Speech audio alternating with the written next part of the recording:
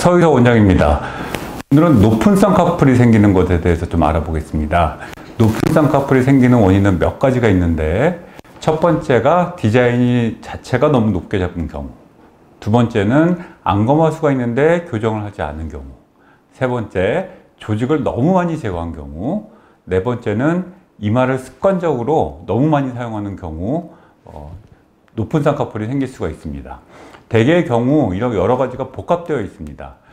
환자분들이 걱정하는 것은 눈 재수술 때 흉터가 더 남느냐, 눈이 안 감기는 것이 아니냐, 아니면 여러 번 수술해서 의사를 못 믿겠다, 이런 것들을 걱정을 하세요. 그래서 처음에 수술을 잘 해야겠죠. 높은 쌍꺼풀은 각각에 따라 수술 방법이 좀 달라지는데 중요한 것들이 몇 가지가 있습니다. 제일 중요한 것이 피부에 여유가 있는가입니다. 피부에 여유가 있다면 큰 문제는 없습니다. 또 중요한 것은 처음 수술할 때 조직을 너무 많이 제거를 한 경우입니다. 이런 경우는 이식이 필요할 수도 있습니다. 저 같은 경우는 보통 심부보를 이식을 합니다. 케이스를 보도록 하겠습니다. 만일 피부에 여유가 없다면 기존의 흉터를 그대로 두고 수술을 해야 됩니다. 이거를 두 줄딱이라고 요즘 부르는 것 같은데, 기존의 쌍꺼풀을 그대로 두고 따로 절개선을 넣기 때문에 이렇게 부르는 것 같습니다. 자, 이름은 기가 막히게 지었습니다. 이 수술은 10여 년 전쯤에 김성우 선생님께서 처음 세미나에 발표를 하셨던 겁니다. 그래서 저도 그때부터 이 수술을 시작하는데요. 이 수술이 쉽지는 않습니다. 기존의 흉터를 그대로 두고 나중에 안 보이게 해야 되기 때문에, 하지만 피부가 모자란 경우는 아주 좋은 수술 방법입니다. 이분도 양쪽 눈을 일명 두 줄 따기를 한 경우입니다.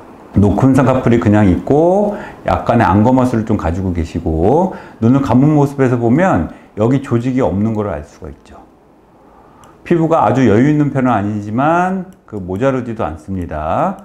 피부를 확보하기 위해서 수술 전에 이마에 이제 보톡스를 맞습니다.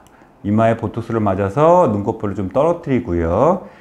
이렇게 조직이 없는 경우는 절대로 피부나 피부 밑에 흉터 조직을 절제해서는 안 됩니다.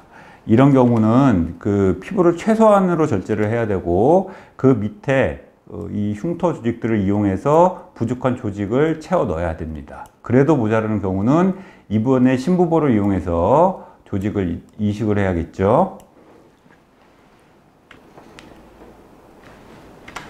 수술 후의 모습입니다. 만일 피부가 약간 남는다면 6개월 정도 후에 그 부분만 절제를 해냅니다.